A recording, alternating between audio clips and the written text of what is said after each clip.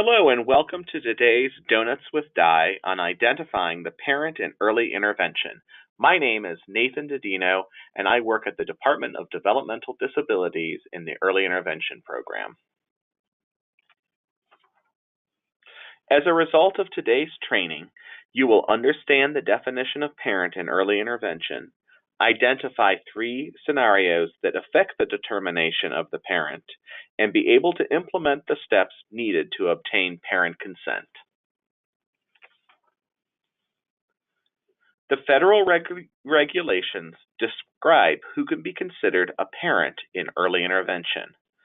This includes a number of different persons: a biological or adoptive parent of a child, a foster parent,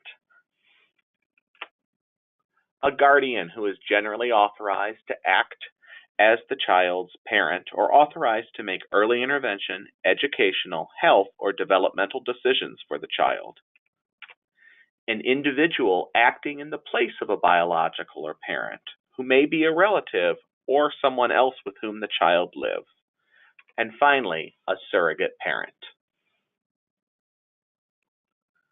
The federal regulations add further clarification about who can act as the parent. Except as provided in paragraph B2 of this section, which we will discuss on the next slide, the biological or adoptive parent, when attempting to act as the parent, will be considered and presumed to be the parent. So basically, if a biological parent is attempting to act as a child's parent, then our starting presumption is going to be that that biological parent is the person from whom we need to get the consents, unless there's been a legal authority or unless some other court has said that the legal authority rests with someone else. And that would be one of these judicial decrees or orders that identifies a specific person or persons to act as the parent of the child. So how can we determine who can act as a parent? There are 3 scenarios. The first is the child is living with a biological or adoptive parent. The second scenario is when the child is not living with a biological or adoptive parent and there is a judicial order related to custody. And then finally, the third possibility is the child is not living with a biological or adoptive parent and there is also not a judicial order related to custody. The steps required by the service coordinator in each scenario can be found in the document Parents and Parental Consent in Early Intervention, and you can find that on the Early Intervention website. So let's start with the first scenario, and that's the scenario where the child is living with the biological or adoptive parent. It's also the most frequently occurring scenario. And so the service coordinator is going to start by contacting that biological or adoptive parent to seek consent for EI services. All efforts to contact the parent must be documented in case notes. The second scenario involves cases where the biological or adoptive parent's rights have been either modified or terminated by a court. In these cases, the service coordinator must request the judicial order or other court documents that identify the person or agency who has legal custody of the child. If the judicial order identifies an agency that has legal custody, the service coordinator must contact the agency to find out the specific person assigned to make EI decisions on behalf of the child. If there is no judicial order identifying a specific person or agency that has legal custody of the child, the service coordinator must attempt to contact the biological or adoptive parent to provide the necessary consents for early intervention. The service coordinator must make more than one attempt by more than one medium and document all contact attempts. So if you have a phone number and an email address, the service coordinator is going to want to use both of those. Or if they have a phone number and a street address, you're going to want to both call and send something in writing. Again, you want to make sure that you're documenting all of these contact attempts. So what if the parent does not consent to early intervention? If the biological or adoptive parent does not agree to early intervention, for example, the assessment, the evaluation, services, transition, the child should be exited from the early intervention program. What if the biological or adoptive parent does not respond to contact attempts? So we've made more than one contact attempt by more than one medium. And then we're going to wait 14 days from when we made the first contact to give that biological or adoptive parent the opportunity to exercise their rights in early intervention. If they don't respond in that time, then a foster parent or an individual acting in place of the biological parent may consent on behalf of the child. So what is legal custody? This is defined in Ohio Revised Code, and it vests in whoever has that legal custody multiple rights: to have physical care and control of the child, to determine where and with whom the child shall live, to protect, train, and discipline the child, and to provide the child with food, shelter, education, and medical care. So legal custody grants whoever has legal custody, and it could be temporary or just plain legal custody, the right to make early intervention decisions.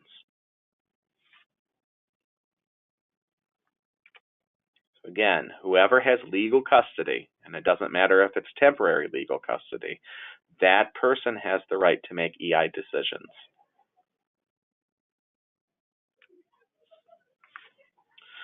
So when would we appoint a surrogate parent? We would be appointing a surrogate parent if one of these situations, or actually when all of these situations apply, when the court has not assigned a person or agency that has legal custody of the child, and a biological or adoptive parent cannot be located or fails to respond to requests for involvement in the EI process, and the child does not have a foster parent, and the child is not living with someone acting in place of the biological or adoptive parent. So we wouldn't expect there to be many cases when you would be assigning a surrogate parent. So before we move on to the end of this presentation, we're going to talk a bit about some of the questions that folks submitted for the webinar.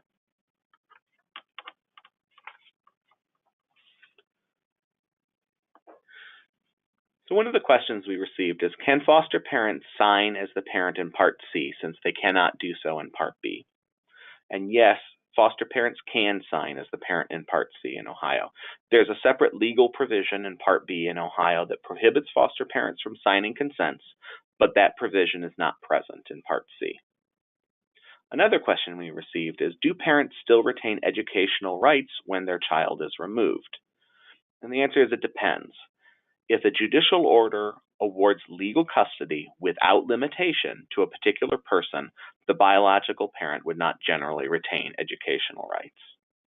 So then we received some questions about what is meant by custody without limitation. That's the phrase that is used in our guidance document. So by definition, legal custody includes the ability to make multiple decisions for a child, including health and education decisions. It is possible that a judge may modify legal custody around the ability to make decisions in one or more of these areas. So you're going to have to review the judicial order. So a judge could presumably say, well, so-and-so has legal custody, but I'm going to take out from that bundle of rights that are part of legal custody the ones related to, say, education or early intervention, and I'm going to assign those to someone else. So you really need to look at the judicial order to see if there are any of those sorts of provisions in the judicial order. Another question we received is, if a child is in legal custody without limitation, do we need to reach out to the biological parent to sign consents for early intervention? No. Legal custody without limitation includes the ability to make education decisions for a child, so the person with legal custody would be contacted to provide consent. If a biological parent is contacted and does not respond, isn't this a silent no for early intervention? And the answer is, under IDEA, biological parents are presumed to be the parent for EI purposes when they attempt to act as the parent in EI. By contacting parents through multiple methods and waiting 14 days we are giving that biological or adoptive parent the opportunity to attempt to act as the parent before moving on to someone else who meets the definition of parent. There is no silent no. Another question we received is, does 303.27A4 apply only to grandparents or relatives? No. This provision does apply to grandparents and relatives, but it also applies to any individual with whom the child lives or who is responsible for the child's welfare. Any of those persons could be considered the parent in early intervention. Another question we received is, why is DODD looking at just the federal law? And the updated guidance incorporates both state and federal law. The federal law lays out multiple categories of persons who can be a parent in early intervention. State law around the definition of custody includes the ability to make educational decisions for the child. If a child is in the legal custody of Children's Services, does that mean the caseworker would sign? Not necessarily. You would need to contact the agency to determine who is authorized to sign the consent. When does the guidance go into effect? And we would ask that you please begin to implement the guidance immediately. Is a copy of the judicial order required to be in the child's record? And we would say that it would be best practice to keep a copy of the judicial order in the child's record. If a non-biological parent claims to have legal custody but has no paperwork, how should we proceed? And you will need to obtain the order, and this order can be obtained from the court who has issued the order. Can we still use consent from biological parents if they do not have legal custody? You're going to want to review the judicial order and seek consent from the person who has legal custody without limitation. If a service coordinator is unable to obtain consent from the person with legal custody, how should we proceed? The person with legal custody must provide the consent, and you would handle this the same way you handle obtaining consent when legal custody is not at issue. And then finally, we received several questions around power of attorney.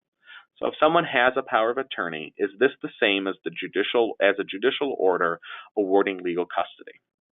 No, those are not the same thing. However, depending on the way the power of attorney is written, that person who holds it may be able to act as the parent in early intervention if the parent meets one of the categories of parent. And we would ask that you please follow up with more specifics with your EI program consultant.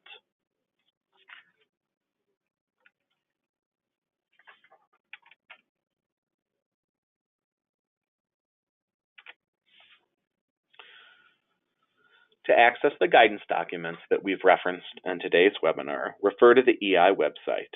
You can see that they're under the Guidance Documents and Memos section, which is under the Providers tab. Thank you very much for joining us for today's webinar, and thank you for your work on behalf of families in early intervention in Ohio. Thank you and have a good day.